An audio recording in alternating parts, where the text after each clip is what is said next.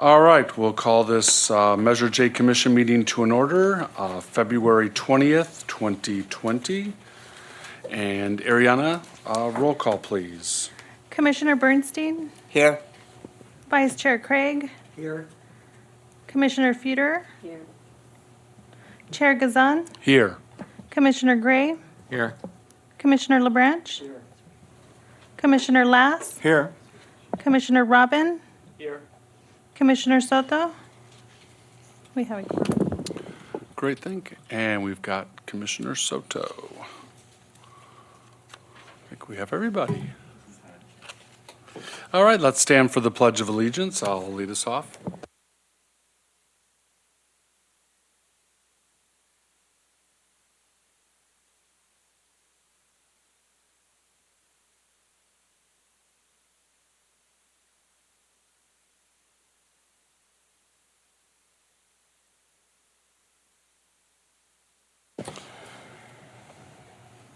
Okay, do we have a motion to accept today's agenda? I so move. Second. Okay, all in favor? Aye. Okay, Oh, sorry. so no, it's all aye, unanimous. And a motion to accept the minutes of January 16th, 2020 meeting. I move. A second. All in favor? Aye. I abstain. And I abstain. correct. All right. This time is for public comment. This time has been set aside for members of the public to address the Measure J Commission on agenda items, the items of general interest within the subject matter jurisdiction to the Commission. Although the Measure J Commission values your comments pursuant to the Brown Act, it generally cannot take action on items not listed on the posted agenda. Each speaker has 3 minutes. Do we have anyone? Okay. Well, welcome everybody. We're going to get right to it. I think Nancy, you're up. We're going to go to your report. Great. Couple things I wanted to mention today. If you go to my report, you'll notice at the bottom that we're down about $18,000 in revenue. And this is basically, we changed from an accrual basis of accounting when I started to a cash basis of accounting. The state had switched their sales tax reporting system. So it's basically a timing issue. We have a sales tax consultant that we use, Muni Services / Avenue, and they meet with us quarterly. And our budget is $1,506,400, and their conservative amount that they're projecting out is $16,263,300, which is still going to be $800,000 more than I budgeted on their conservative end. Another thing I wanted to bring to your attention is in October, the city council approved pavement, an more aggressive pavement project. And so what they did is they took your Measure J funds from 2021 and moved them over to 1920. So that'll be shown on your next report. So in the following year, you won't have any pavement because they're all going to try to do it in that 1 year, 1920. Okay, well, any questions on this so far? Okay, the next report is the one that I just started doing a couple months ago, your Measure J reconciliation, which gives you budget, revised budget, year-to-date expenses, encumbrances, and available balances. If you have any questions on that, if you had time to review it, let me know. Okay, each year we have 2 audits done on Measure J. When Measure J just started, and Ariana can correct me if I'm incorrect, the Measure J Commission wanted 2 audits done. The audit that you can find in your package today is the second audit that we had done outside of our regular auditing firm. Basically, we pay about $2,500 for this report to be done, and I found out from my accountant that she pretty much puts all the schedules together and they sign off on it. So I'm going to ask you if you would like to continue on with 2 audits, or if you would just like the first set of audits, because they're by certified auditing accounting firms that we use for. Yes, don't do two audits, especially if I know that we're doing all this, well, then why pay them to do it when we have a certified audit and they audit the airport and the golf course and everything else? So I would recommend going forward that you just have the one audit done and save the $2,500 for something that you can find more useful. Do we have a motion for this? I, Do we need a motion? Ariana? We do. Okay. I move that we have one audit. Second. All in favor of one audit? Aye. Opposed? Can I ask one question? You got And your one do we audit? have to say in there that it's going to be by our city auditors rather than an outside auditing firm? So do we need to be more clear on that by any chance? I would amend my motion to say we have one by the city auditors per year. And Dan seconds. Accept this friendly amendment. Okay, all in favor? Aye. Aye. Anyone opposed? Okay. Can I ask one question though on this audit? Where they write the variance with the final budget positive of 18,700,000, what does that mean? I'll write in the right column. Yes. That means you're taking your revised budget minus your actual, and that's increase or decrease. So in your revenues, because we generally don't budget for interest income, because the market goes up and down. So you'll see there that if you go down the second line where it's interest income, the actual is 408 and your variance is 408 because you don't have a budget. So basically your revised budget was 14,206,300. You came in at 16,878,325, your actual. And so your budget is, your increase is the 2.6. We get more revenues than anticipated. And most of the expenditures with the variance, most of those we carry over into the next year anyway. So some of the projects we work on are multi-year, it's a multi-year project. So even though you'll see a variance, that means, for instance, if you go down to the Palm Canyon PED enhancements, the variance is 1,585,000. It's really not a variance, it's just the amount we didn't spend that we're gonna carry over to spend in the next year. Oh, okay. Thank you.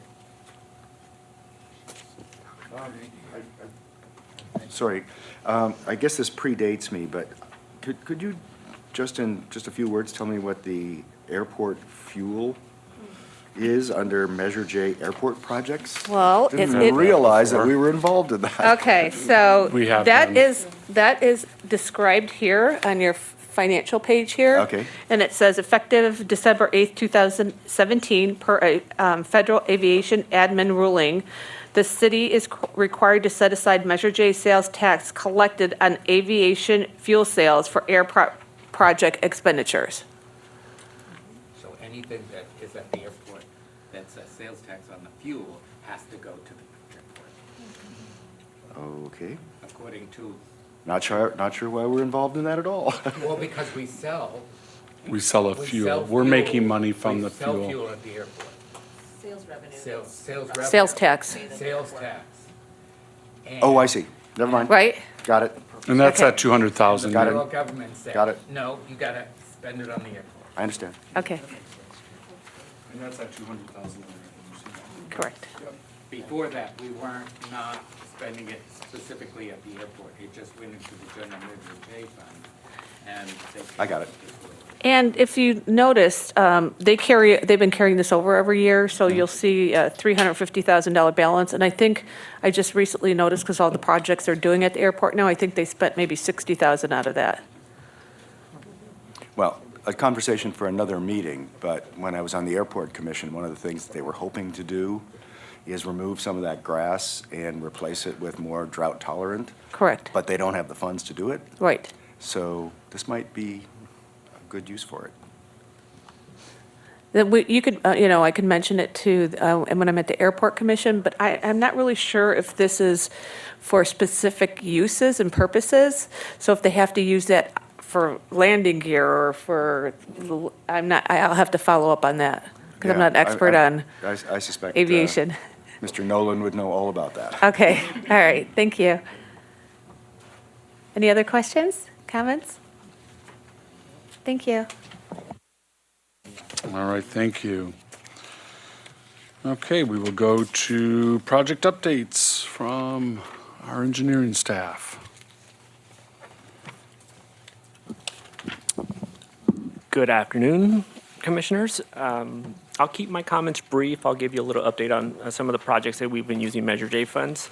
First and foremost is the downtown park. I don't know if anybody's been out there, but we have been working. It almost looks like there's not a lot of activity, but believe you me, the contractor has done a lot of work on the mechanical room is completely built up. They're going to start backfilling. There's retaining walls that are going up, and they're all kind of at grade or below grade, so you really can't see it from the street. There's a lot of utility activity going on, water, sewer, Edison. So there's a lot of work that the contractor's doing in a really tight space. So that project is moving forward. Still say November opening date? We still are on track for November, but it's early on in the project, and my job is to keep it on task. So yes, that is my deadline to deliver the project. So I am the actual project manager on that. The 1901, which is the 18 Million Street Rehab Project, is well underway. Staff is coordinating. I guess it's all over the city, but we run into issues, and surprisingly, some utilities come out and say, we're trying to do this project in a certain location, so staff has to react to that and postpone certain areas so that the utility companies come in, do their work, and we don't pay areas of the city that will then be tore up by the utility. So the project's I haven't heard many complaints or any issues with the paving. I believe some of the commissioners here have had their streets paved. Yeah, good. And you have good experience? Good. The next one is the Palm Desert Police Department and Fire. Believe it or not, it's still, those two projects are still not closed. On my end, we're still dealing with certain agreements with the contractors, some litigation that went back and forth. But my goal is hopefully in the next month or two to close out both the police department and fire department projects. Yeah, go ahead. I took a tour of the police department. It's not done? I thought it was. Well, yeah, we're just dealing with the closeout of the project. Both projects are fully occupied and being used, yeah. I'm just dealing with the aftermath of having to fire a contractor. The old contract. Yeah. The paperwork essentially, yeah, it's all the paperwork. I want to be able to sit here and say we're done, and I took it to council, and I still haven't been able to do that. There's two projects, keyless entry projects that are being done. One's almost complete. That's the first phase, which use Measure J funds. All City Hall, all the police department, and the city yard, they were all redone with current software, current hardware, so that we could access the facilities and add, some safety features. The next phase is being designed right now. It's almost 100% done. As far as some park projects, the Demuth Park ADA project, we put that out for request for proposals, and we're receiving the proposals. I think I don't know what the deadline is, but we've received 1 or 2 proposals to start doing the design of the ADA at the Demuth Park. And let me see, I think we've successfully completed the sidewalk gap closure. I don't know if anyone has seen that. We went and did a bunch of sidewalks all over the city. We were able to add a bunch of other pieces of sidewalk that we didn't have in the original project because we kept on running into areas where there was a need and we just didn't identify them in the previous project. So those are done. Don was a project manager on that. He did a lot of designing in the field because conditions were not the same. We worked with individual homeowners throughout this project to make sure they were satisfied, and we were able to give them what they needed because we took a lot of their landscaping. We damaged their front yard essentially, but I think most homeowners were pleased, right, with the work. Yeah. And then we used the stamp that you guys purchased for us on the corner of Sonora and Camino Real, so you can check it out. Yeah. And we're also working on a bunch of other projects that are city facilities. There's a lot of money from Measure J in our old facilities, bringing them up to current standards, and Don will give you a little bit of an update on how we're going to achieve all these other facility projects. We're civil engineers, generally, that's not our forte. We don't do vertical projects. We are learning a lot here in Palm Springs. We're getting involved in all these, but we have a method that we're going to move forward to be able to deliver these projects. Yeah, so in January, the city council approved about 4.5 million for facilities projects. Right now, we've been working with the, I guess, these are more consultants that will help us package the project, select, select the projects that can be grouped together, and then have our on-call architects submit proposals as far as how to get that done. The first three that we're prioritizing is Sunrise Plaza HVAC, so that would include the HVAC system at the Leisure Center and at the Pavilion. We're going to add to that what this commission approved for the generators for those two buildings. We're going to kind of do everything designed together. The second priority was the roof replacement for the city yard building. We're going to also combine, what was that? The chiller with that project for that building. So can you talk a little bit about how the prioritize these facilities? We have an actual program that the city is using to actually rate the highest need with funding and amount of dollars. So it's similar to the explanation we've given for the capital improvement projects, where we hire a third-party consultant to come in and evaluate our streets, and based on the evaluation, we determine which projects need the most funding, which projects need to be done first. We're using a very similar method in our capital projects. And by hiring a consultant that's specifically, they're a specialist in infrastructure buildings, and they're the ones that are going to help us package these projects together and put them out to bid so we can get them out delivered. So that program basically looks at every building, the useful life of a HVAC system, an electric system, all these different systems that, the roof, the carpeting, the floors, the doors, windows, all that gets factored in, and then they come up with, what can be deferred, what has to be done now, what are life safety issues, and then it just kind of ranks them into a score. So, as budgets got lean, city kind of deferred a lot of facility maintenance. There's a lot of deferred maintenance, so we are playing catch up. It's great that the city's putting forward, $4 million to take a bite out of that deferred maintenance. And the third priority that we're working on is City Hall and the Police Department. We're doing electrical upgrades. Basically, both buildings have added so many people, so many workstations. Obviously, this was built a long time ago, and just the electrical needs of the buildings are at capacity. I mean, running a microwave has tripped circuits. That's how badly we need upgrades. Right. So that's another priority. And let's see, what else do we have? There's also on the list, so we just tackled the first three highest priorities. We also approved repairs to the city yard, electrical services, the Demuth Community Center windows and carpets, and then the HVAC at the city yard. So those are just a brief update as far as what facilities projects are coming down the pipeline, and this was all funded mostly from Measure J as well as our capital projects budget.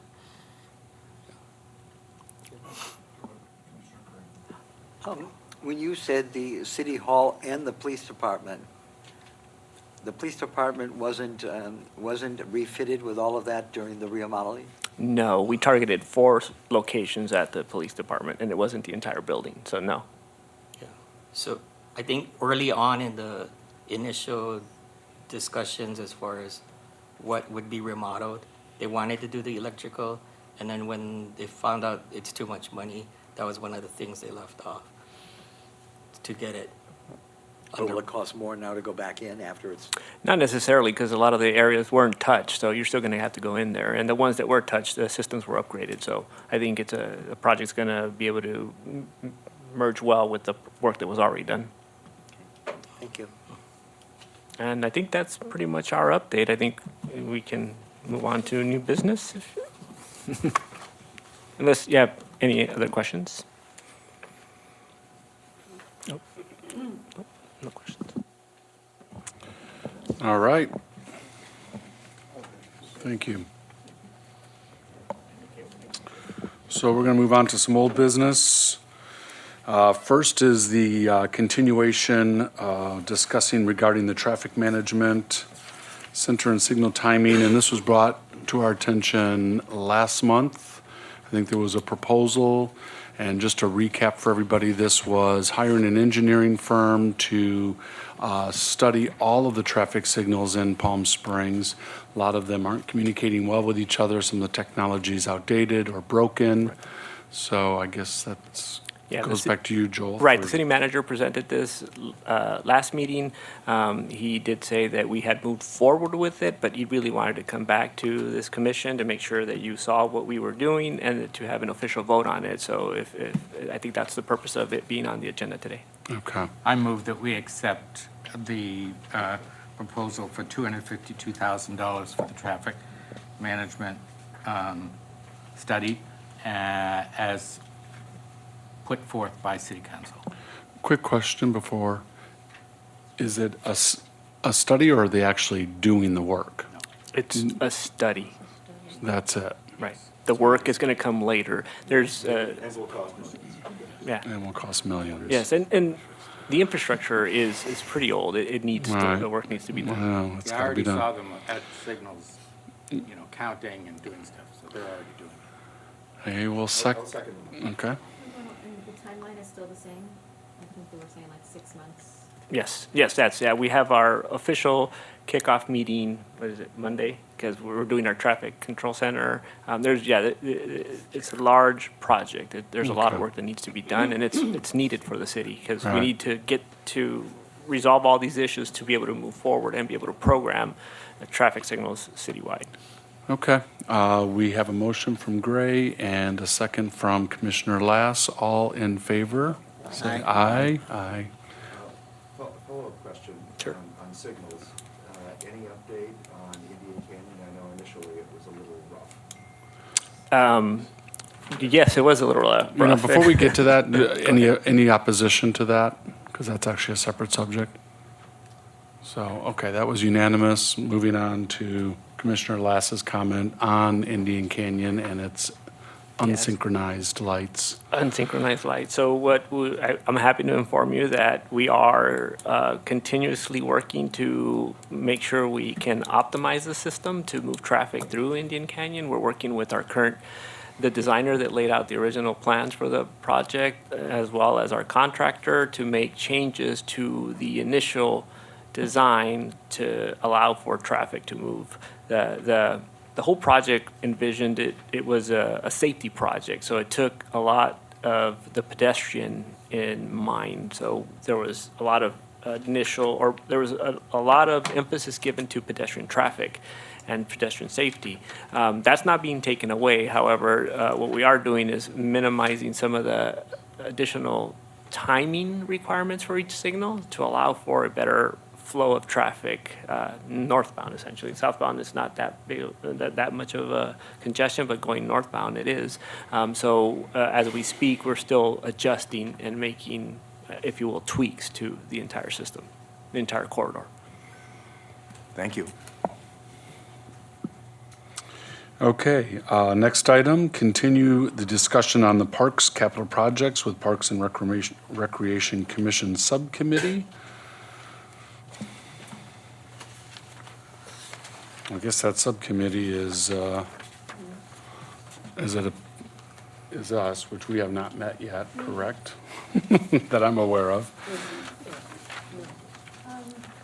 Chair, Yes. we do have Alan Boley and Cynthia Okay. Alvarado to speak on that. Okay, item. so this is that Yes. portion of that. Okay, excellent.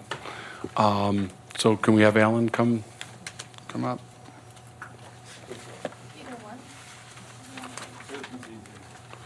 Alan, you can sit over, you can be Marcus Fuller. And you do have a list of projects that were presented to the commission? I did see, so there is a list of projects. So where we last left off, and And obviously, today, we're not going to really be getting into unfunded capital projects. I definitely want to return to that wish list for next month.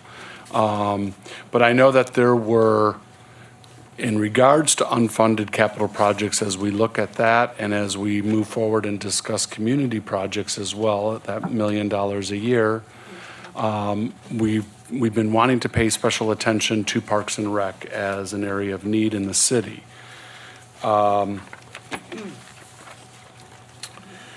However, when we got the unfunded capitals list, we felt that the parks part of it, probably we needed to go back to Parks and Rec and see what their wish list was and in order of their priorities. So hence, this is where we're at today.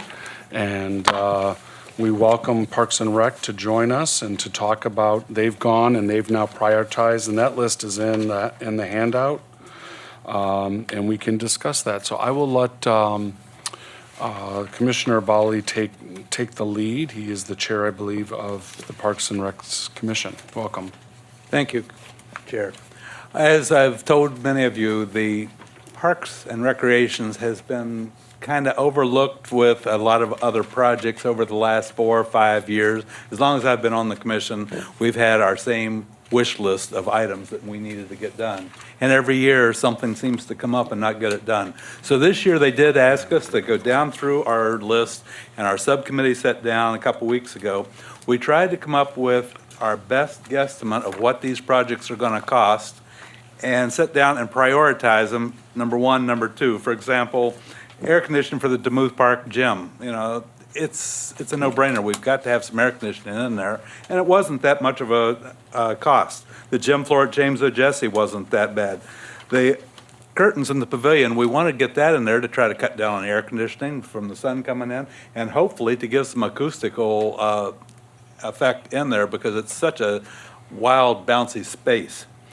Some shade structures we've looked at. Also, then our Pee Wee Recs department is growing. This past summer with our summer camp, they took the 64 kids to the tram. They had to run the van 6 times to go pick them up and take them off because we only have one 15-passenger van, and we are getting a big Pee Wee Recs department. So we looked at that. Playground resurfacing, I sent you pictures around. Our playgrounds are looking pretty sad for our kids out there, as you can see from the hose and things.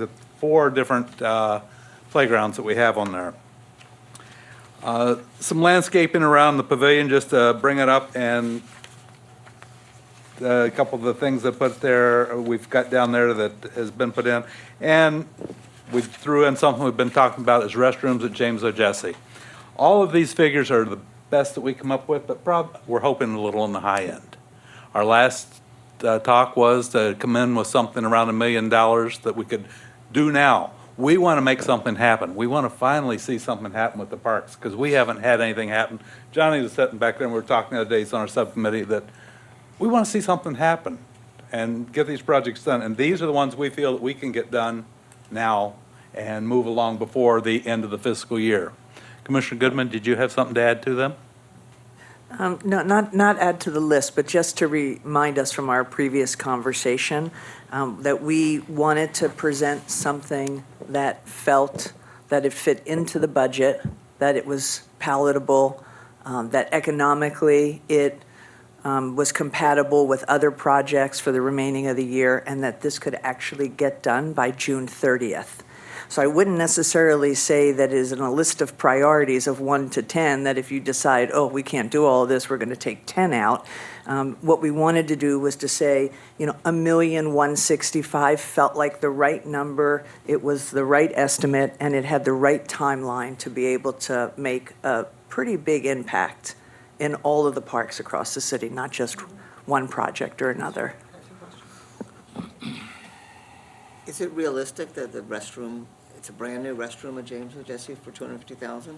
We looked at the costs of the new restrooms that Don had put together on Sunrise Park, and that one was a 4-unit that was going to be about 300. And up there, we already have 2 walls and the other restroom right inside on the other wall. So there's not a lot of plumbing to be added. And we have the 2 walls up there and the roof if we go on the back corner of that building. So we figured that it probably could come in a little under that. And this would have access out when it's. This would be outside, 3 stalls outside and a wash basin out there so that it's accessible to the picnic area and the playgrounds. And one more question, what are Kubotas and Gators? There, Johnny, do you want to tell them or Cynthia? You'll love them. So they are the small golf cart looking type of motor vehicle that we could use to help do some of our fall field prep and use it for parades and things like that. Currently, we borrow facilities and sometimes we rent. And so 2 of them would be really helpful for us when we're doing stuff at the fields or for events and trash pickup for other events. Makes sense. Question. I think I heard you correctly, though. It was when I first read the air conditioning report. I'm sorry, that's wrong. The air conditioning for Demuth, there is no AC today? Not in the gymnasium, no. So there's a swamp cooler, and it's old and inefficient. And so we aren't able to host as many people and to create the same activities that other centers would have. So it's really swapping out that and putting in an AC unit. And then related to that, as you described, Alan, the curtain funding, that's primarily for shade purposes for heat load? Going in the pavilion where it's glass along the one wall, we're hoping that the curtains will cut the sun down, so it'll cut the air conditioning use down, but will also absorb some of the sound in there, because if you've ever been in the pavilion, it's wild to hear in there, and we're trying to improve the acoustics and dress that up a little bit so that we can get more use out of the pavilion. Is there any this is maybe not so much a Parks and Recs question as it is, there's a beneficiary, there's an external benefit of the incidental fees that are charged to rent out for meetings. If I'm describing the right use of the room, are the rental fees in any way meaningful? In other words, if you're making improvements to the facility, is there any meaningful way of recovering a little bit of that with fee increases? So when we did the fee schedule study, they found that we are basically getting our money back through the rental fees. We're obviously not charging a bunch of dollars to make any extra income, but it does cover the staff costs to staff those rentals as it is now. And the little money that we do have left over, we are using it for minimal improvements, but the curtains really would help with adding additional privacy for big rentals. Obviously, we host, large-scale parties there and dance classes and whatnot, and that really is a desired feature. So I'd like to just add to that. For the last 2 years, we've had a lot of discussions around prices and price increases, and around price being able to be at least a net neutral, because up until just recently, it actually ran in deficits. So every year, we've been increasing a little as far as memberships and rentals. It'll be a while before we get to a place where there's enough money to actually do capital improvements. Yeah, that's what I thought. Your list Thank you. that I have here, is this in priority of your needs, beginning with the floor at James Jesse? Is this how you see the most important needs? We prioritized them in what we felt was number 1, 2, 3, 4. Okay. You can pull out whatever you want to, but I know there are some people that were on our commission when we were discussing these years ago, and they're done sitting there, we haven't gotten them done yet. So we some of the older ones we put up there, James and Jesse floor's been on there for 4 years, and it really needs done.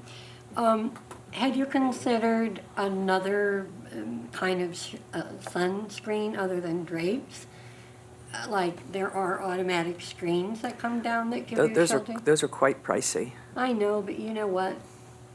I mean, drapes? But there's no money, so we went with the most affordable dream. suggestion.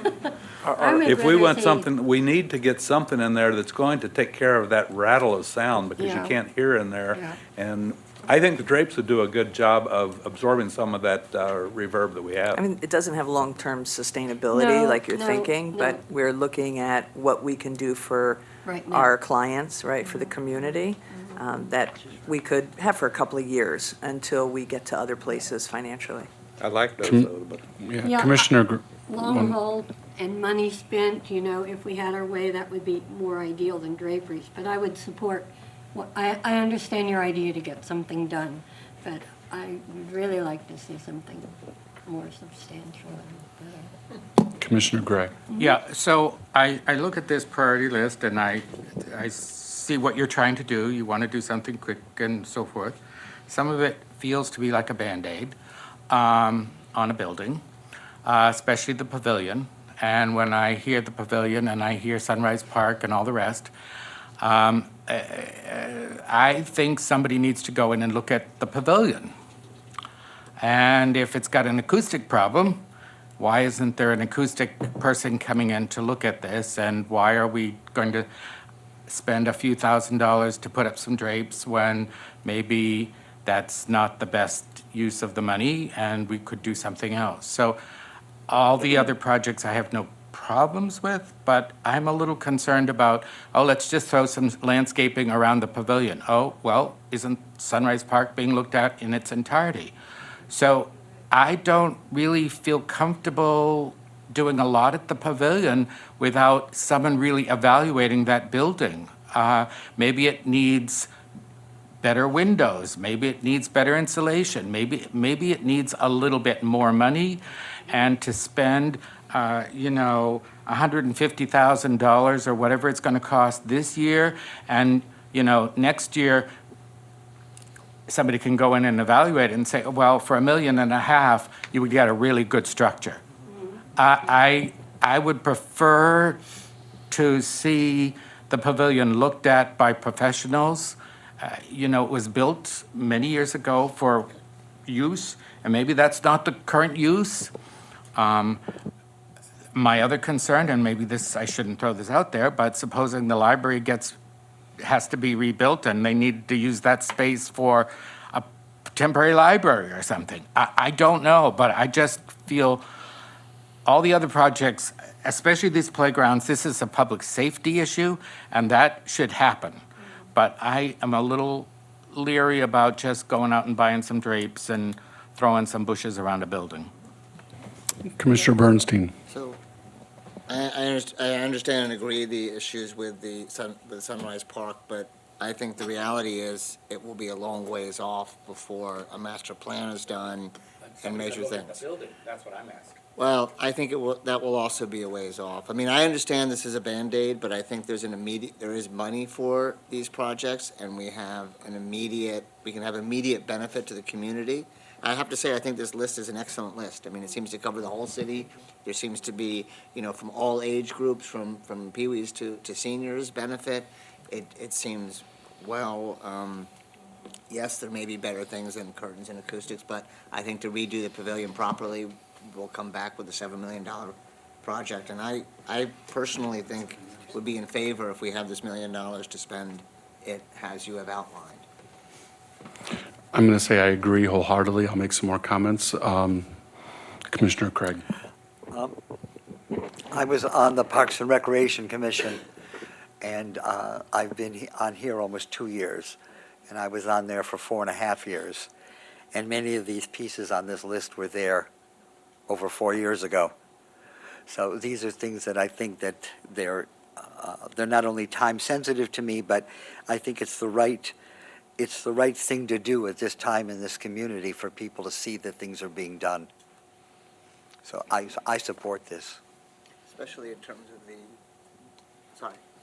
especially in terms of the communications, to be able, committee to be able to say what Measure J is being used for, to have, 10 projects that we could say this year that may be more visible to certain people than things like paving, which they don't see the same. Just a quick comment, and I agree with David. I get it that sometimes you have to look at the bigger issue, but I think what we've all learned on this commission, and that's bureaucracy moves slowly. And first, we have to approve a $250,000 study. And then that's going to take 6 months. And then we have to approve a budget. And then we go out to bid. And the next thing you know, it's a $7 million, 7-year project. And if curtains, and again, we're going to be wise about them, make sure the fabric is fire retardant and meets all Cal OSHA, whatever mandates. If that resolves an issue there immediately, for the next 2 to 3 years or 4 years or 5 years that it's going to take for Sunrise Park to be rehabilitated, then it resolves an issue. And it makes classes happier that use that space. It makes, it serves its purpose for really little investment. And I do applaud you for presenting just a nice, realistic list. And you kind of go to my mindset that I love seeing projects that can actually get funded and accomplished within 12 months, which is rare. So kudos for that. I will open it up for some more questions. Commissioner Soto. I agree with a lot of the sentiments that I think you guys done a really good job of having a combination of different types of projects and kind of variance in terms of just cost and immediate use. One thing that came up in our community outreach subcommittee meeting, and I'm sure we'll discuss it more, but Don, I didn't know if you had any thoughts about, there was a question of Measure J's community development and infrastructure and kind of long-term use of funds for the most part. Whether those are capital projects or even community projects, they're things that last a long time. If there's been any, I just have some reservations on the Gators and the passenger van if we've never used Measure J funds like that before. If we have, then, maybe that's news to me. I just don't know if we've ever used Measure J funds like that before. We'll get to this later, but, I want to just cut through it. I think we all would like a really good structure there, and I'm there a lot in your building. And they are well used by our community and our winter guests, and they're a little bit sad at times, but are we prepared to make a motion today and move this forward, or do we need more discussion? They've come so many times, and the need is here. And it will be probably after my lifetime when Sunrise Park is completed, which I would like to see completed. So I'm gonna first pass this off to Joel because I think he has some words of wisdom, and then we can discuss. Okay. Yeah, I wanted to clarify. I know the Parks and Rec Commission wants these projects done today or tomorrow or yesterday, essentially. And when they submitted the list, they did put fiscal year 1920, but I wanted to talk to Nancy and look at our budget to make sure in 1920, which is what we're on, how much unallocated funds do we have?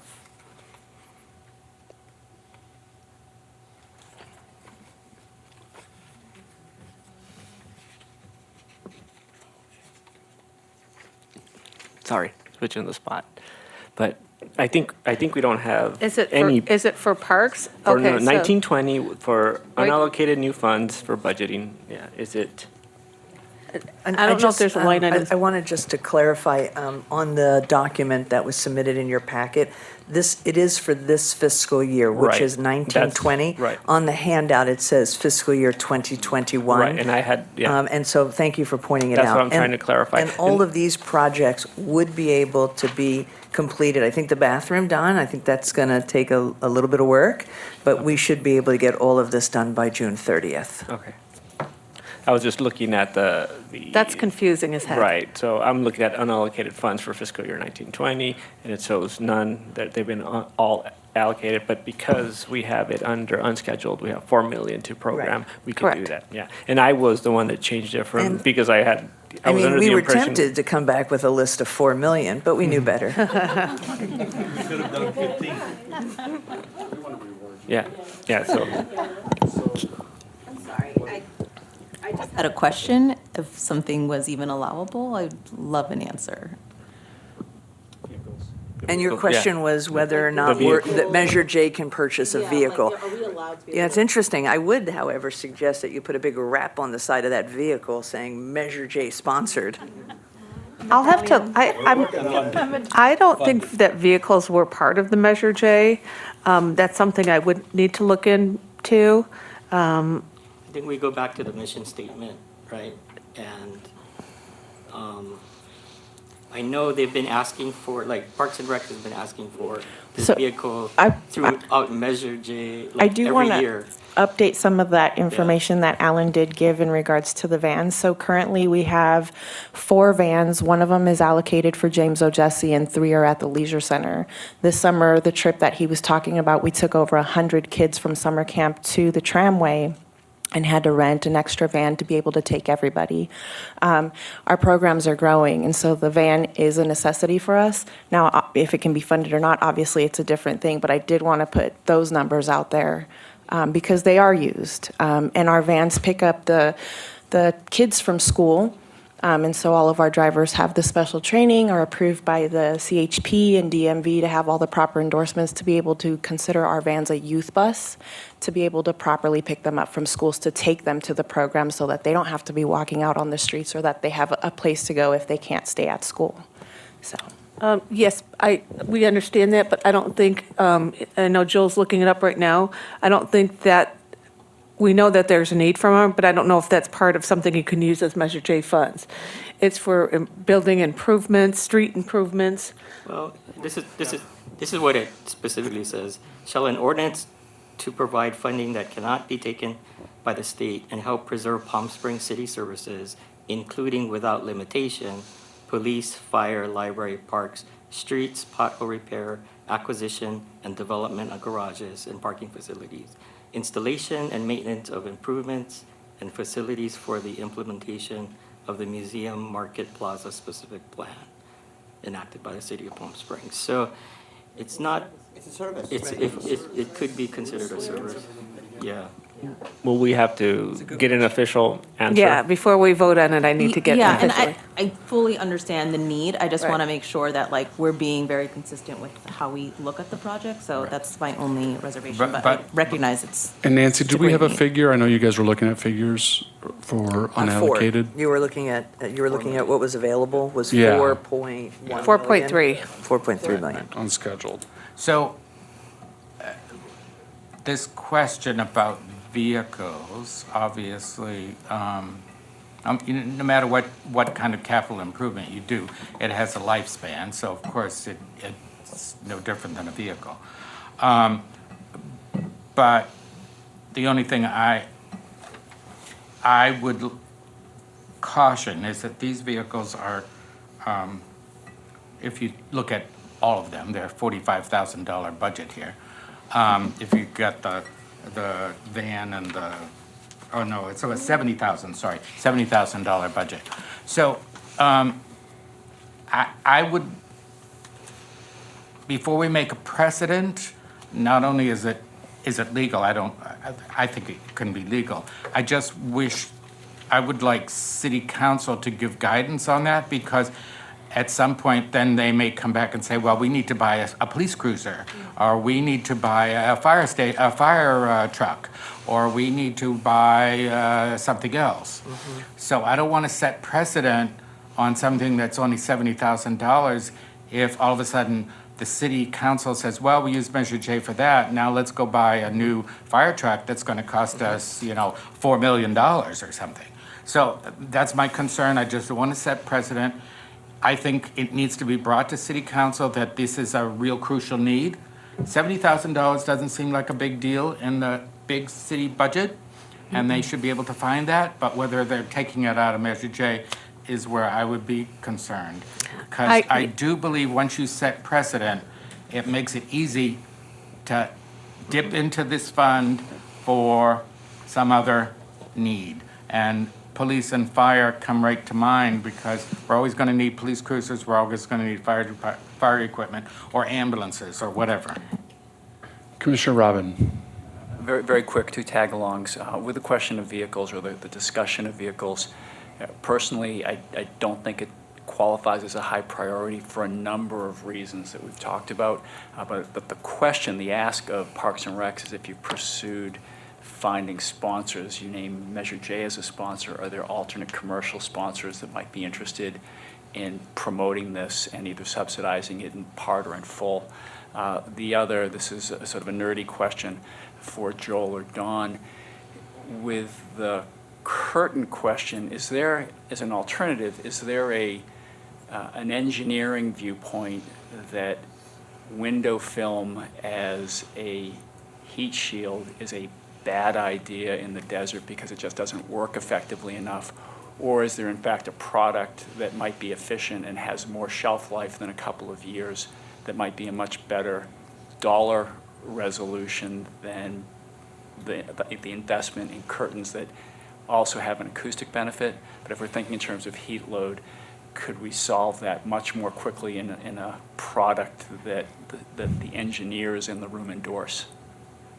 So Don and I are both civil engineers, so we don't. An engineer, it's a capital E. You Yeah, have it. yeah, it's an You have it. engineer, and you throw that word out there, but the only thing I could do is probably do some research and get back to you. Yeah, I'm being a little facetious when I say the engineers in the room, but as a facilities solution, there's probably some opinion in the city government. There's probably multiple ways to solve the problem, and I think if it's a double solution, I guess you want one thing to solve two problems, sun and acoustics, and the shades would probably be the way to go. Curtains, sorry. Curtains. Yeah, I'm sorry. Takes care of both. But yeah, the film would do only one of the two. Right. Yeah, And the film's not as efficient usually. The curtains, like moving towards my event planning side, sometimes you need it to be blacked out, so the curtains could be thick enough to really black out. And, the film things, like it really just gives you such a minimal shade. So that was my expectation. Yeah. You really want something beefier, like a thicker curtain. And I think you have to look at the end user, who's renting it, who's taking classes in there, and, what's the benefit to them. And I think when you look at that and you're looking at a twofold solution, a curtain that might last 5 or 6 years, they'll probably last longer than that, but would probably be the route to go until the larger master plan for the park. Great, thank you. I'd like to also, I'd like to make a suggestion. I understand about the vehicle, and I understand about setting a precedent. I do think City Council is anticipating a recommendation for their March meeting. And we want to keep in mind that we have until June which it does take long for government to get things done, even though this is a reasonable list, that maybe you make a motion with the caveat that you check about the transportation, or that you let City Council, you have that discussion. Yes, that's what I'm gonna do. So that you can. Commissioner, I move that Exactly we what I was accept supposed to this, I agree. so long as the city council or if the city manager is allowed to approve that vehicles are permitted under Measure J funding. I second. You might want to change. And if not, sorry, can I just finish? If they are not allowed, that we move forward without those two things. But as long as they are legal within the Measure J ordinance, then we continue. And this will also cover maintenance and repairs and all that? No, we didn't ask for that. No. All right. This is it, this is the budget, this is what we're Okay. approving. And with the understanding that they are obviously specifics are gonna figure out the best air conditioning, the best whatever, and beyond any funding for maintenance, they would have to figure out or come back at a later date. No, we don't. Presumably, this is an allocation of unfunded, Yes. Yeah. the unfunded portion. I would suggest you go from curtains to another description of window covering, which would open up the opportunity to study all the things we've talked about. And you may not get the same conversation we're giving you about drapes, but you want sun filter for windows, some kind of product. So you might want to retitle Well, it. we actually have a motion on, I know, from I'm- Commissioner Bernstein, and I've seconded. I think we'll leave the curtain issue to you. I think we've attacked that to death. Can I have one comment on the motion? Could you read the motion back, please?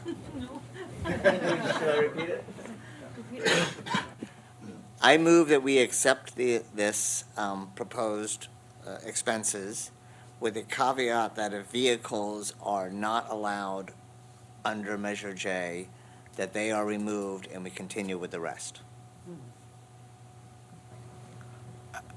Is that what you understand? Yeah, I just wanted to add to that. I don't like the word remove.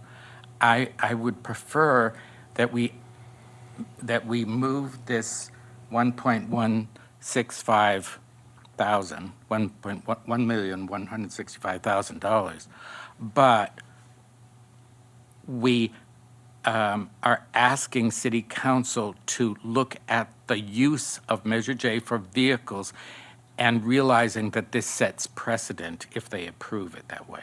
If they don't want to set precedent, then they have to figure out another way to pay for those vehicles.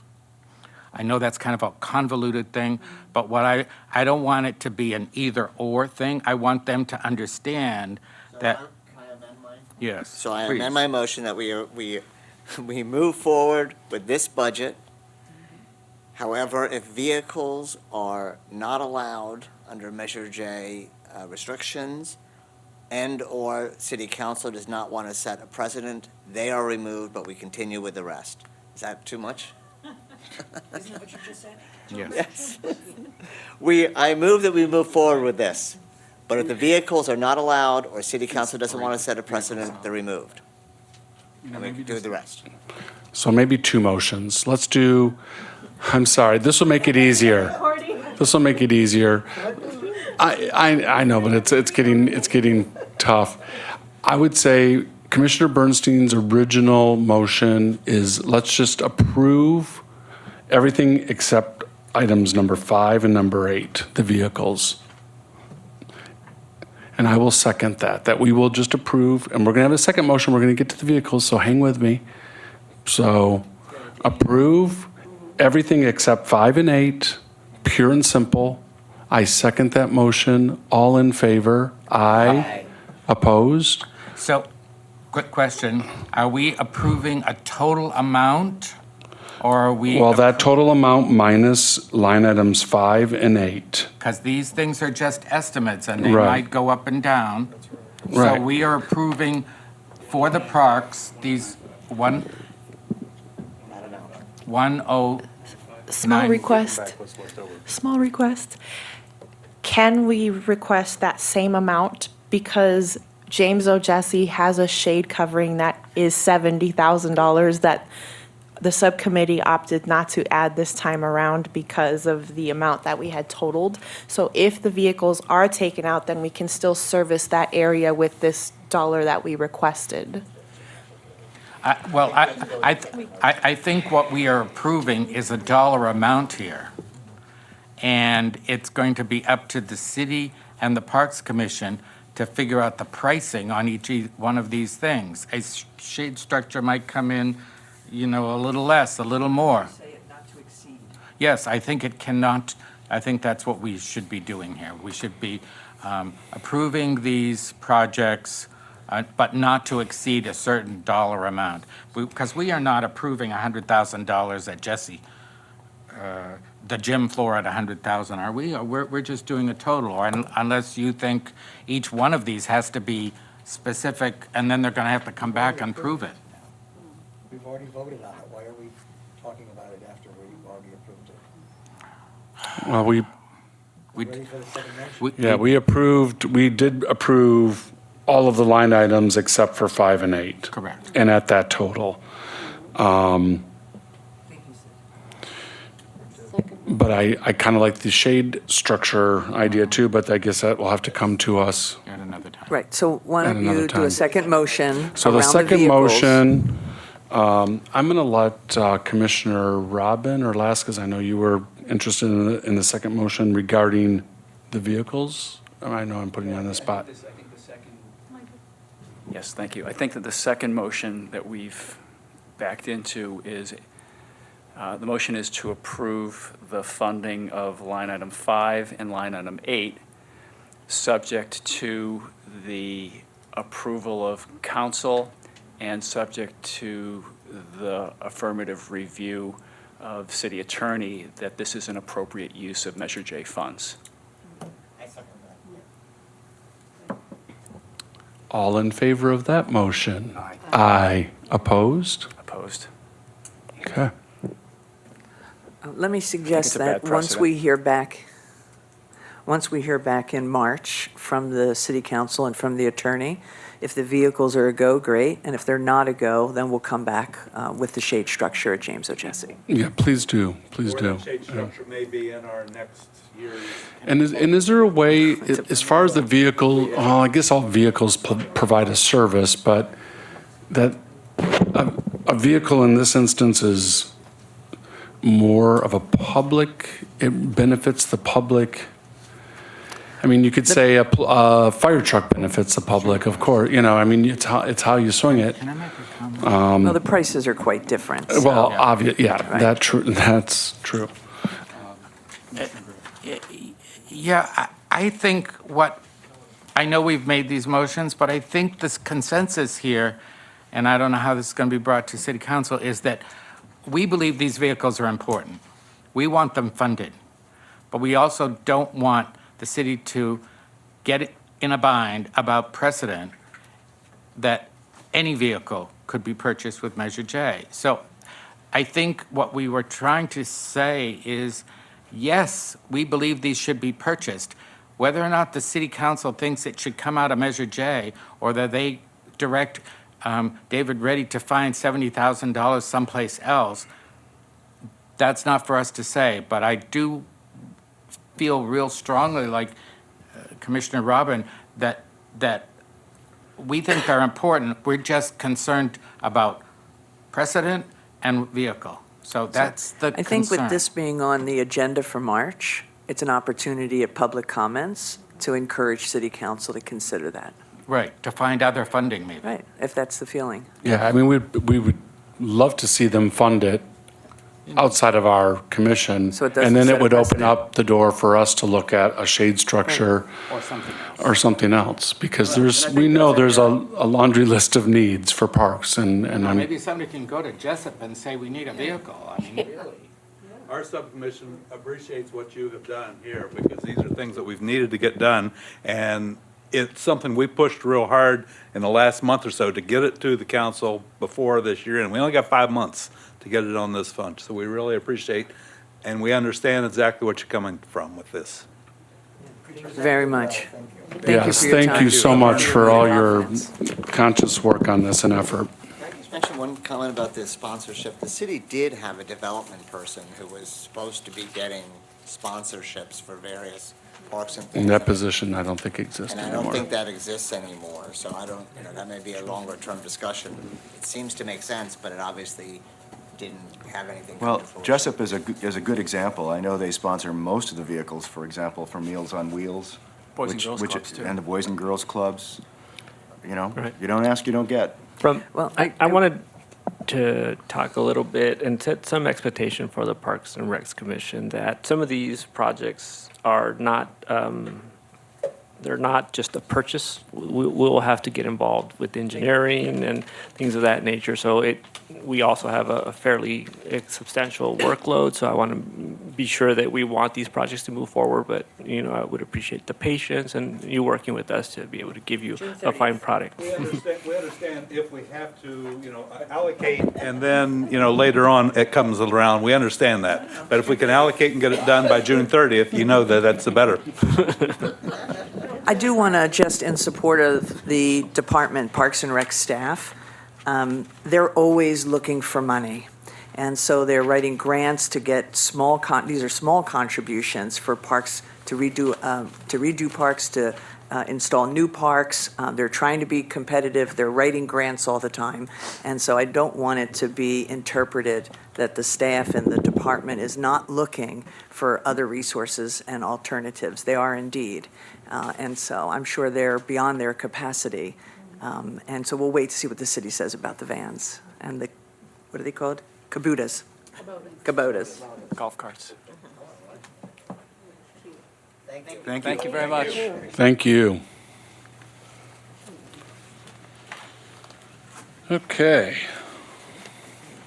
Can we just call the meeting over now? It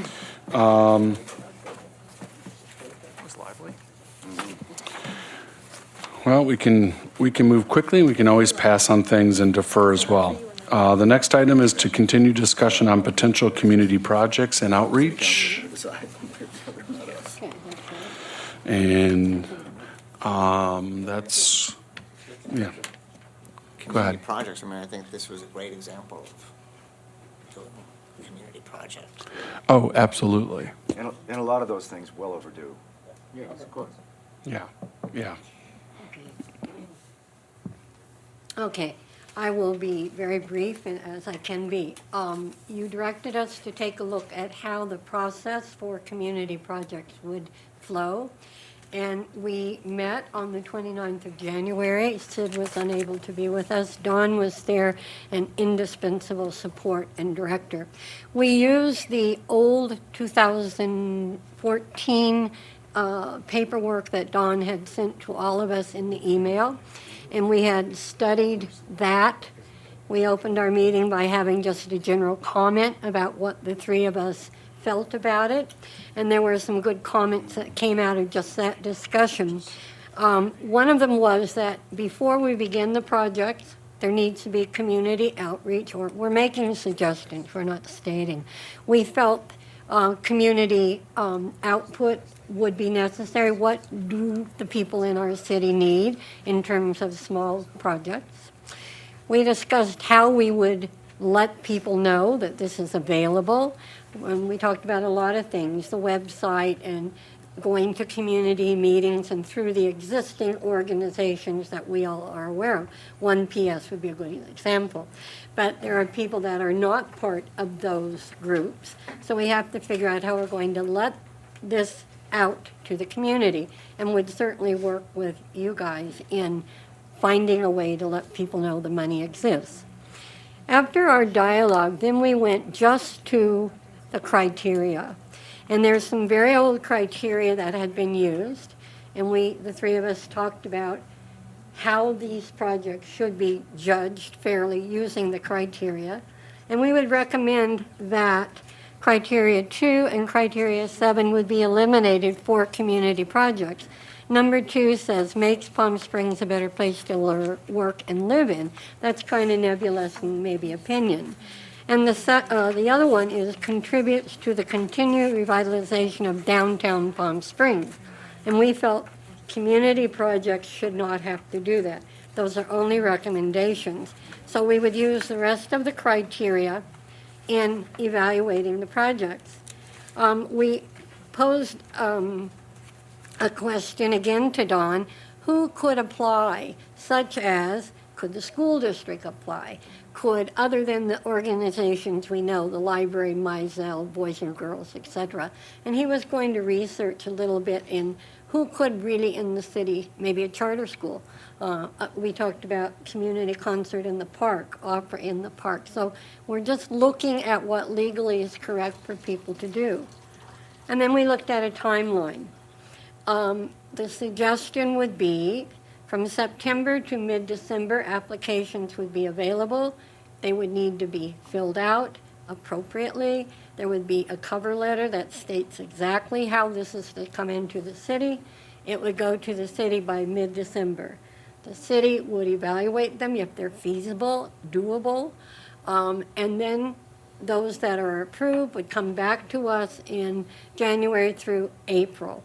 So we as a committee, as a commission, would look at those projects, evaluate them on however we're going to develop that evaluation form and make our own thought process.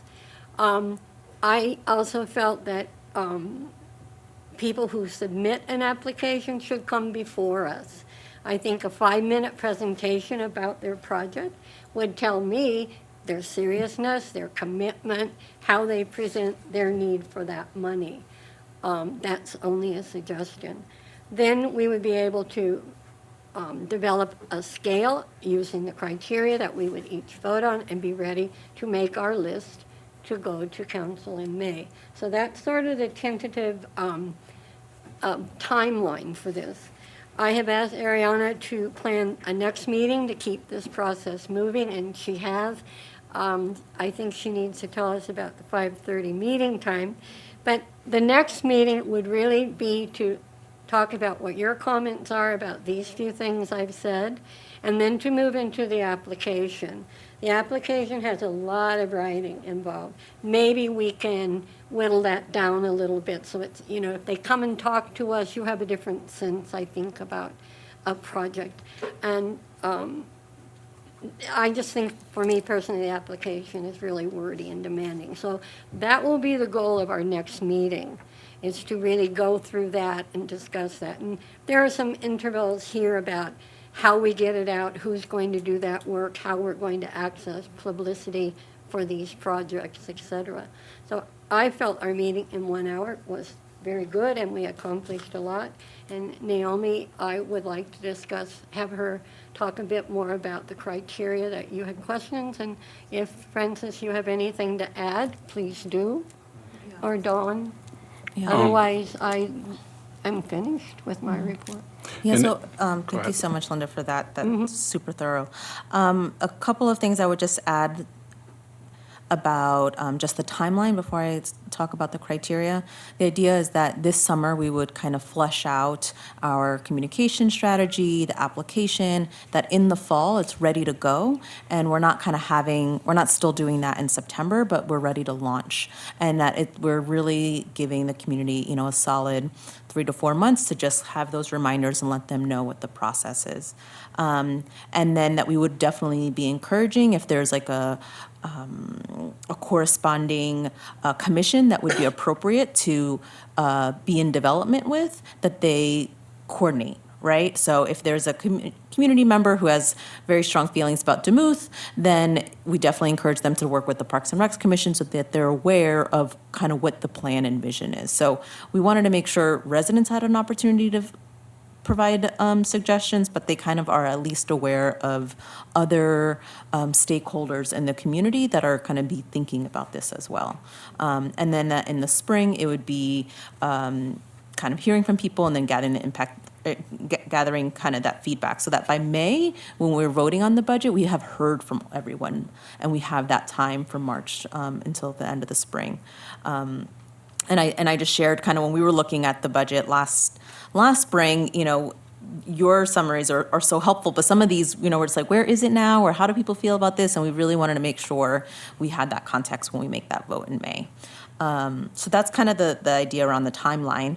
And around the criteria, one thing that I kind of wanted to pose to the commission as a possible discussion, the criteria was something that was used much more frequently and was referred to much more frequently. And I would recommend that it's something that we use as kind of like our guidepost more frequently, both for community projects and our capital projects. And the reason being is the criteria is pretty broad, that some of those criteria are, great check marks for something that is like super sustainable, that will be around for generations, or I can't remember some of them, Don, anymore, but some of them were clearly designed to remind us that this is like a capital project. And then there are other criteria that are community projects. And we wanted to make sure, as we use this criteria in the application and making sure that people understand this is kind of how we guide our decisions, they're aware of like, oh, okay, like my project really fits like with the 3 that fit with the community projects. And they're comfortable with that submission.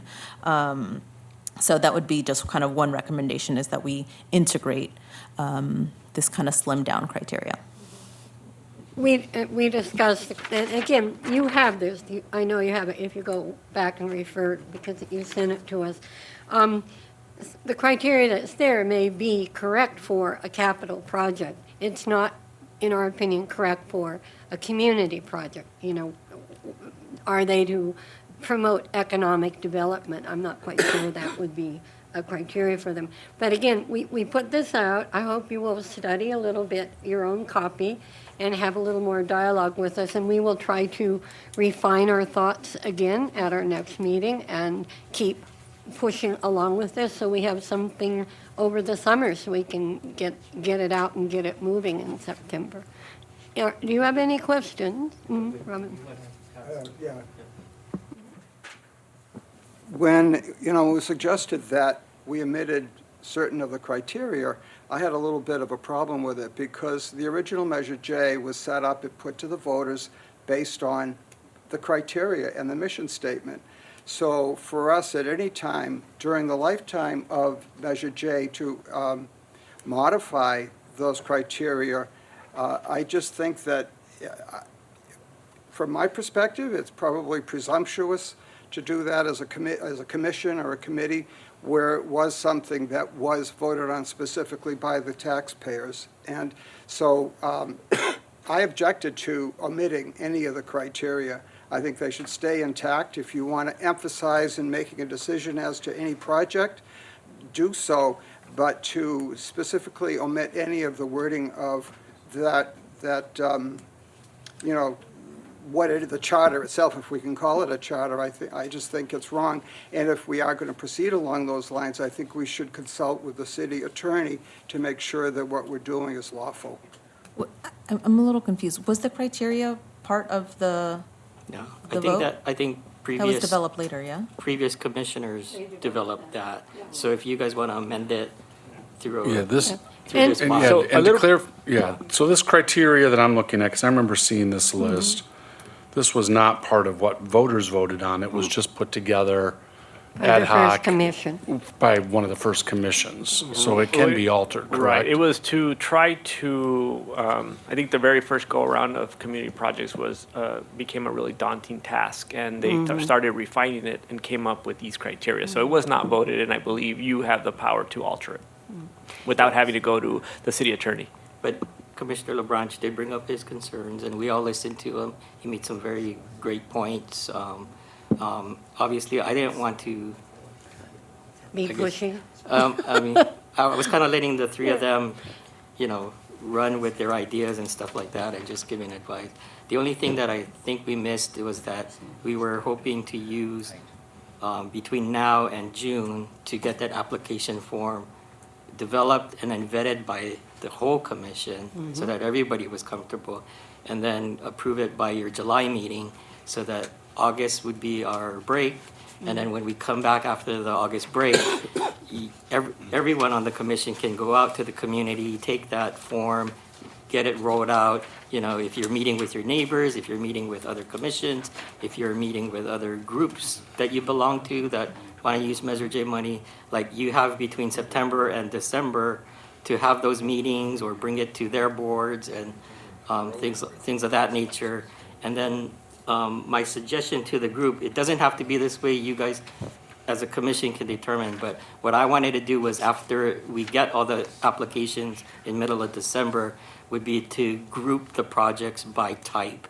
So like maybe your January meeting, we're looking at all the public safety, maybe we'll just group all the projects together so that if people wanted to come speak on their project, it's going to be all the public safety projects. It's going to be all the park projects, or it's going to be all the street projects. And then February, we'll have new topics. And then March, we'll have new topics. And then April, we would kind of bring it all together for you guys to prioritize how to spend that $1 million. And then May, make your joint meeting presentation. So that was kind of like a rough suggestion on how to do it. That way it makes it more efficient for people who do want to speak on their projects. And for you guys, we're always talking about the same thing and not jumping around topics. So that's kind of the rough things that we were working on. But definitely they do want your input on how the application looks. And then all those little steps. It's always going to come back to the bigger commission. These are only the ideas. You've asked us to look at the process and look at what went before us, and I don't think we need to reinvent the wheel. And Francis, you're absolutely right. You have a point there, and we need to kind of work at that and see how to develop the criteria so we can sit here and do our work in judging what's good and bad. So if you have time between now and their next meeting, we appreciate more input and more comments, and hopefully we can get these documents in your hand. And I've asked for March 5 meeting so we can keep moving. We had said Thursday works best for us because that's a busy time at City Hall, so we need to book ahead. And would you explain about 5:30? At this time, the Community Project Subcommittee is considered a standing subcommittee. It's something that's ongoing, considering that we've had the community projects already for a couple years. So because it's a standing committee, we need to prepare an agenda and post it at least a day in advance. But just like every other commission and meeting, it has to be after 5:30. So right now, the EOC room where you met the last time is already booked for that day and for that time frame. So that was the only update on that. Okay, but do you think we will have a place to? Yes, it's already Okay, booked. great. And it's the Will be at same, Pardon? For you. yes, Yeah. it's the same conference room, Okay. and it's at 5:30. Just know with the posting of the agenda, it is open to the public, so if someone wants to show up, they can. Send that to you, what we're going to talk about. Yes, and as soon as I have the agenda ready, I will send it out. I just need for it to be I approved. just think it's best if we get that on our calendars, Mhm. and Dawn, we really would appreciate your time, because you really have the background and keep us guided, and you cannot make comments. Can you speak There was, I had a conversation with a city council member, and they were talking about community outreach for another grant. I can't remember the name of it. But they were kind of in dialogue to standardize the outreach and application process for that specific grant. And what was that one? The CDBG, the Community Development Block Grant. Yes, that sounds familiar. So I just want to make sure that we're not, I'm definitely proud and grateful for the conversations we had, but just kind of making sure that whatever we're developing makes sense and is in line with kind of the other, right, but if you're a community member, right, and you're like, there's this grant application and there's Measure J, and, like that they're not totally separately foreign, right? And so that just we're mindful of that. Okay. Quick comment? Yes. Sorry, I'm live. Quick comment, I'll be brief. But with the tag-along thought to the outreach is how we validate a good idea. And to the extent that you haven't chewed on this already with the outreach process discussion, is then asking and trying to answer, how does an idea brought forth by a community member or a different department, different commission, how does that get validated with sufficient time by staff and people of expertise to put a budget and a timeline to an idea, so that when it is on a list of projects to vote on, that we have something more useful to discuss than the good idea absent the data.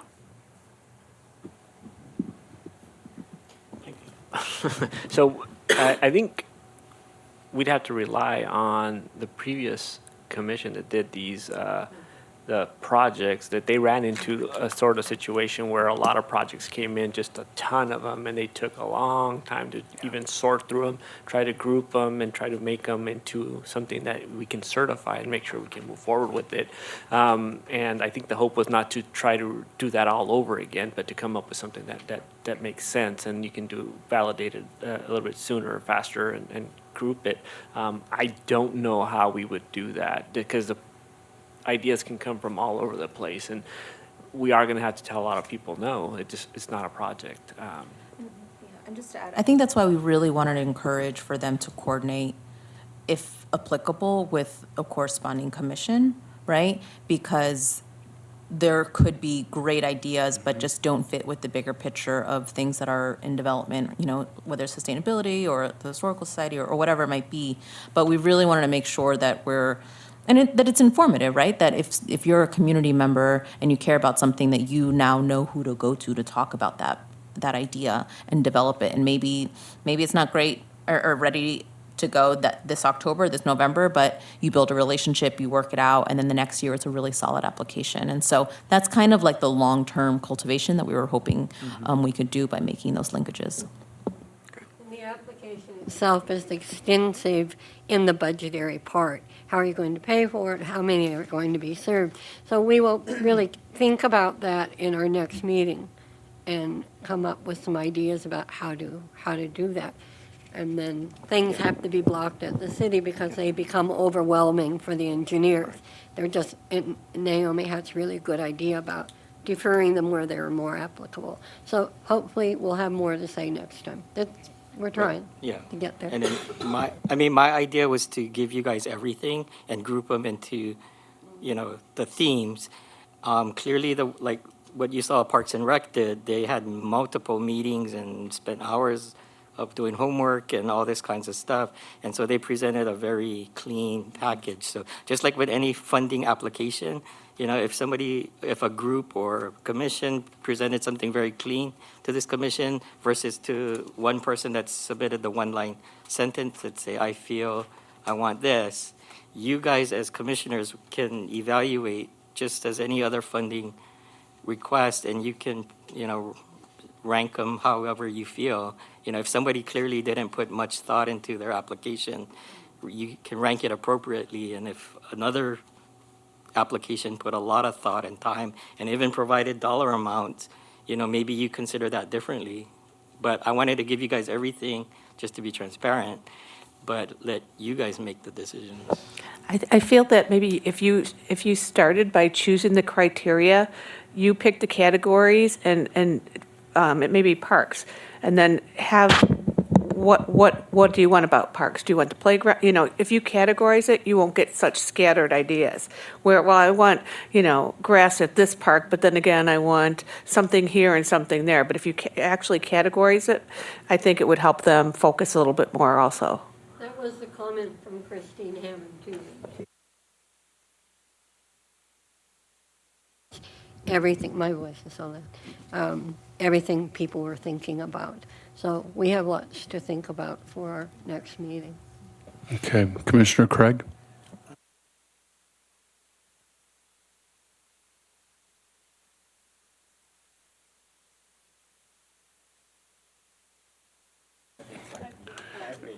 Oh, that's a 5. Yeah, seeing we're all over the map. All right, so real quickly, so we actually just completed 5E under new business. So that's done. 4C, we're going to table because we're really not at that point anyway as a commission to talk about the outreach. 4D was just more, was that just start moving to our 5:30 commission time? Yes. The years are wrong, I think, on that. Sorry, we need to approve that. You're right. It should be 2020. I move to I had approve to those play dates. with this. The commission dates, so long as they are all 2020, I Yes, move to they're all approve. 2020. It's on 1 of 14, item 4D. 1 of 14. Okay. 1 of 14. It's, I put 2019. and we had previously I started approved the May preparing 14th and September 24th dates. So you're on 1 of 14, May is TBD. Oh, but we do have the May 14th. Okay, cool. And these are all 2020. So there's a motion, and these will all be at 5:30 moving forward. So our next meeting will be March 19th at 5:30. And we're not in conflict with council, correct, with using No. this room? No, Okay. these dates are based on their new schedule. It's, what's on the agenda is just approving the 5:30 timeframe. Okay. Starting in March. So Bernstein threw out a motion for approval. Do we have a second? All in favor? Aye. Opposed? Okay, great. So Now can we go to 5B? we're done with 4D? Yes. Wonderful. Let's go to new business. We'll skip right to 5B. Commissioner Craig. I wanted to bring up that it's listed under new business, but we've been in discussion of this before. I wanted to get approval for 2 of those 12-foot flagpoles that have the measure J that I had sent the drawing around for before. Do we- So they'd be next to the table, so everybody at the picnic is going to see the measure J booth. And we Do- already have the table, the tent. Do we have budget left in our communications budget? We do have budget, but we've also got some pushback. Right. I think 3 of the members of the communications committee kind of think it's a little overdone, given the fact that we've got a big tent that says Measure J all over it, and, you know, posters and all kinds of stuff, having big flags, I don't know, just seemed like it was a bit I just much. felt it was a way to, we've been talking about trying to get the image out of Measure J to people. Everybody's gonna see it who's there. To me, it made a lot of sense. The sandwich boards, to me, they don't see from, if they're looking outward. But this way, when they're walking around, they're gonna see them standing up. It's not gonna be like a Barnum and Bailey circus.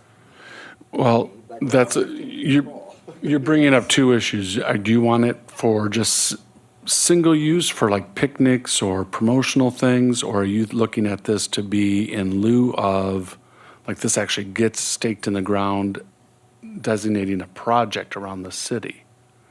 Well, for me, I thought they would be used every time we had something that was going on. She said that when her street was just done, it would have been nice to see something that said Measure J on it. In front of my house. If that would have been, Wow. if that would have been there, anybody driving by in any direction. That should be the use of those large Posters. posters that we approved. That's more what I feel is appropriate for a city. I mean, we can open up this for discussion. I know that I'm not 100% for those kind of, that flag material for projects around the city, because it's just not it looks too promotional, commercial. Consensus that we should kill the flag idea. And I'm okay with that. We love Commissioner Craig, but I think we've killed the flag. We all have to make a commitment at the next meeting, that we're all gonna try to be there. This is really last time, and it really looks good to people. Yeah, this is the picnic in March. I want to say March 21st or 22nd. It's a Saturday. And it's just 3 hours, it's from 11 until 3. Yeah. So just to confirm, we are participating, correct? Yes. Okay. Who will be picking up the materials for the meeting or for the park? Here right now? They're not here on site. They're at the yard. So I would need to schedule some time to go pick them up and, someone be responsible for them. I'll commit to coming, because you're closed Fridays. We are closed Fridays. So I'll commit to doing it the Thursday on the 19th. Okay. I'll The pick Thursday everything before? up And I'll bring it on Saturday morning. Okay. And Sid, Perfect. I've got the table skirt. Oh, you got it, great. Yeah, it's been living in my garage, waiting for an opportunity to come out. So that's on site. Our meeting is right before that. Put on the tent, so it's on Okay. it. Where are the signs? They're at the yard. We have a small little corner. Are there enough to start going out? Because I really was surprised. I thought my neighbors don't know who's paying for this, and I Yeah. thought they ought to know. We need to be able to schedule that in advance before an event. No, I think guess we she's can talking more coordinate. about construction around the city. Correct. The Right. stick, So Those Yeah. double-sided ones that eventually get Correct. beat So we up. need to coordinate with someone in either facilities or, that, because they would be the ones putting it out there. Yeah. Right, so I'll just make a brief comment. In future projects, we'll probably make the contractor do that for us. In this project, it's Oh, already great. moving forward, and because streets are it's a moving target, they're in and they're out, it's difficult to keep up with. So this project, we may not have the opportunity to do it, maybe on a big street, but I think I would really recommend to do it in a future project where we can incorporate into the specifications and have the contractor make it part of his contract to Yeah. move the signs around. yeah. I had to leave, and I don't take it personally. Have a good evening. Okay, so that is done. Can I move to reaffirm the Communications, Library, and Parks, Recreation, at our ad hoc committees and not substanding? Yeah, so we're going to discuss that right now. New business 5A. So,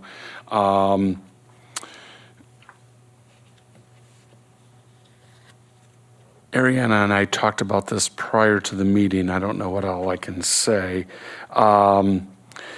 I think we want to, with all of our committees, if they become a long-term committee, basically over a year, what it means then is a lot more work. We have to actually treat those subcommittee meetings like this meeting. We have to post an agenda, we're open to the public, we have to take minutes, and I don't know that we really want to go there, and we don't want to involve staff's time, because then it's just getting kind of, so we need to look at these committees as either study sessions or more temporary.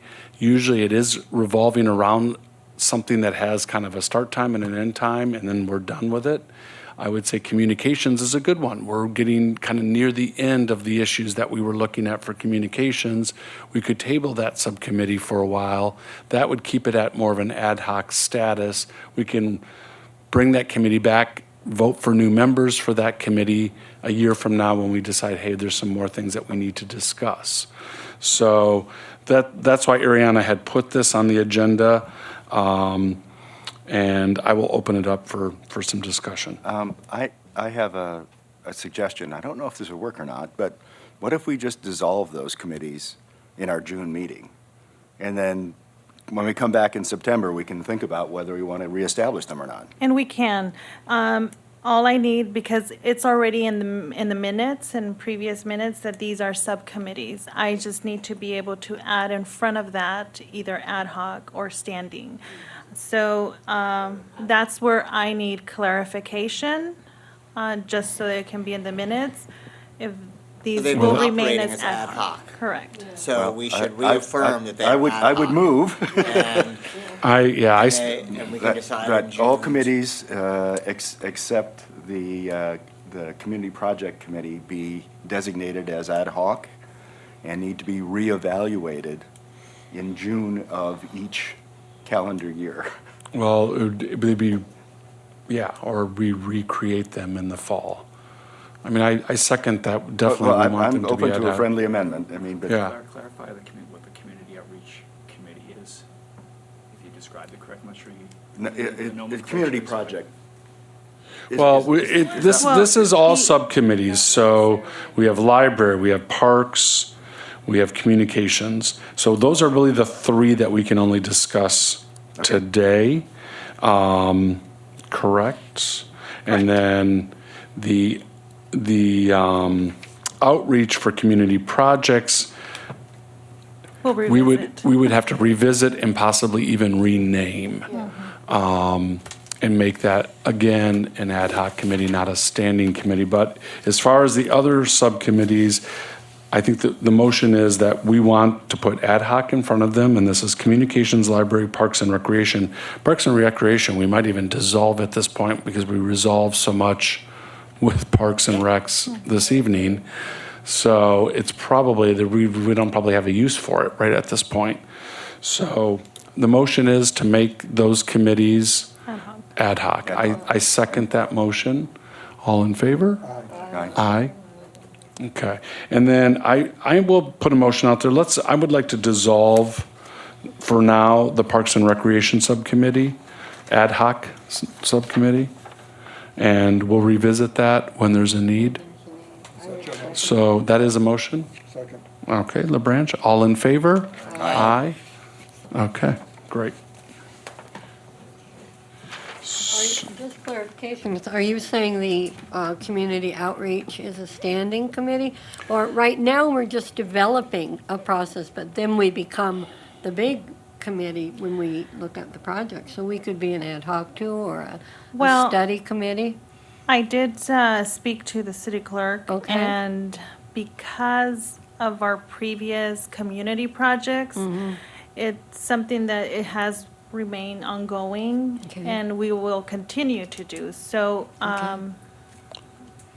to him, it would be considered a standing. Okay. Even though it won't be till we set community projects for multiple years, eventually we're going to bring a group again, and it'd be for community projects. But now, this subcommittee, And per what they've been discussing, it's more than just communication. So they're establishing the application process, and they're putting a timeline in their moving forward. But they're not making any decisions on community projects. So could we rename at a different meeting that subcommittee and make it into an ad hoc committee? I will speak with the city clerk and make sure on that. Yeah, because once we come to once they're done and present to the full commission their process, and then we discuss it and do whatever, they're done. Correct. So, and then really that would become an ad hoc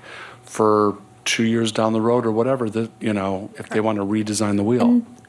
Originally, the impetus was thinking on how we do community outreach, and then immediate need was around community projects, right? And so the focus has been on how we do this application for community projects, but it was originally for the community outreach. So I think that makes there's a lot firmer timestamp on it.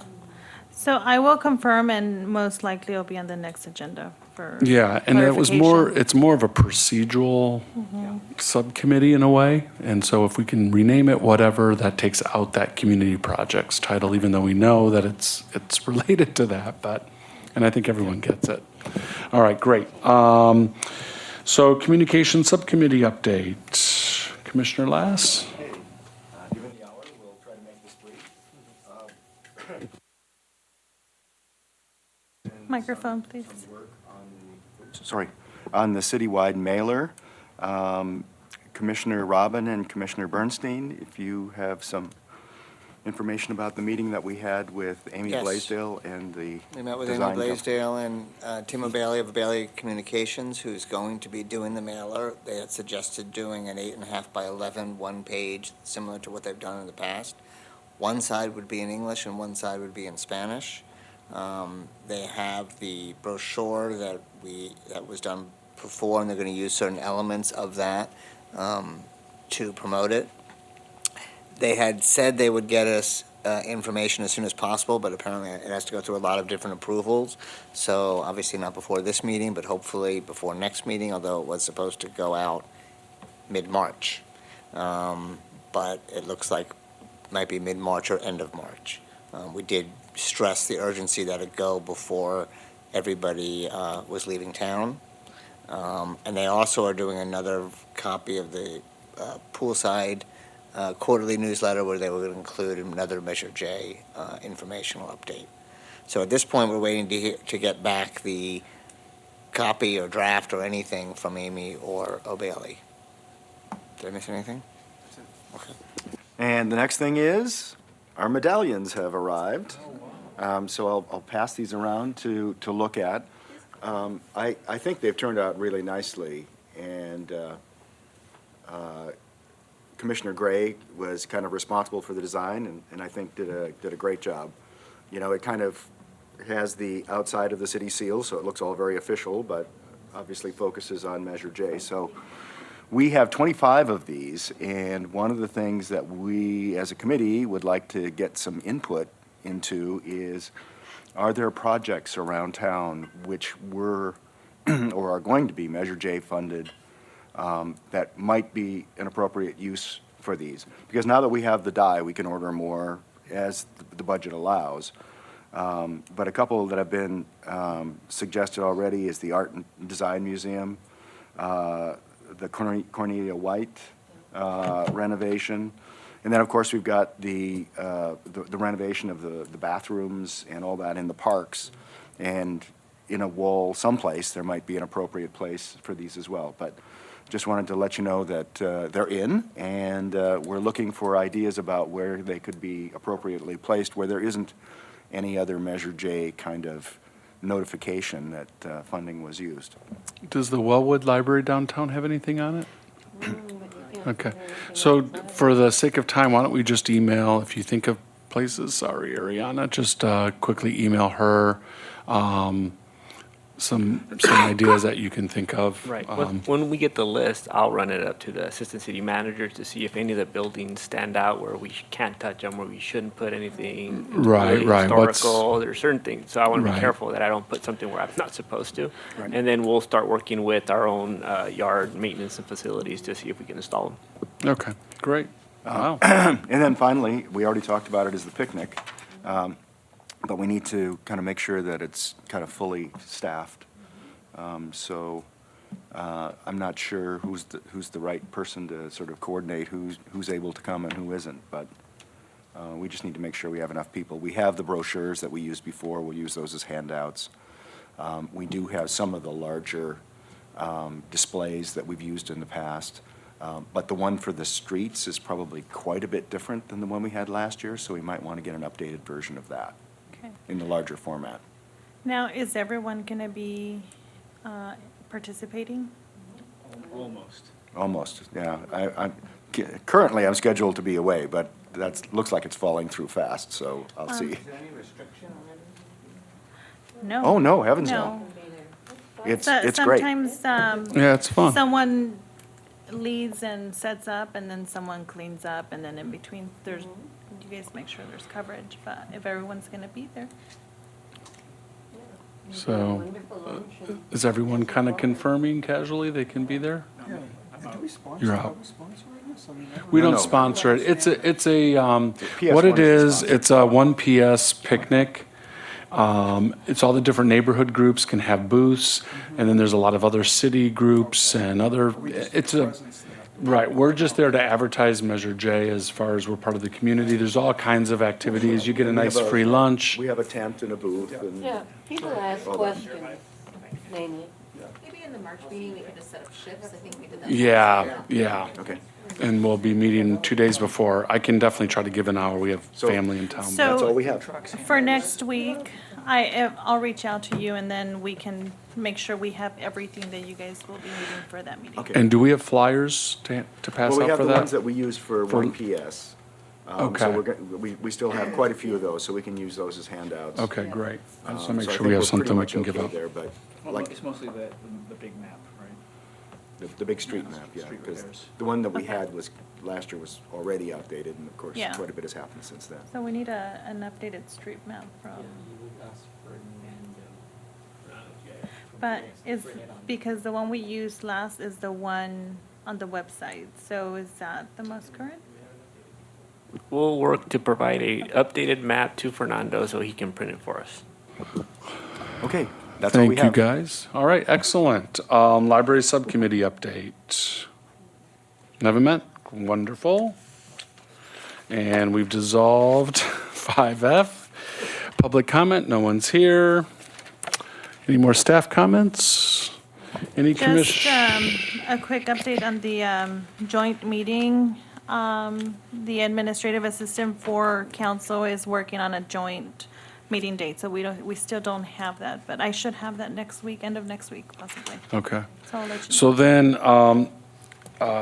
my quick commissioner comment for next meeting, if we can have on the agenda, we obviously have to get back to unfunded capital projects, that list.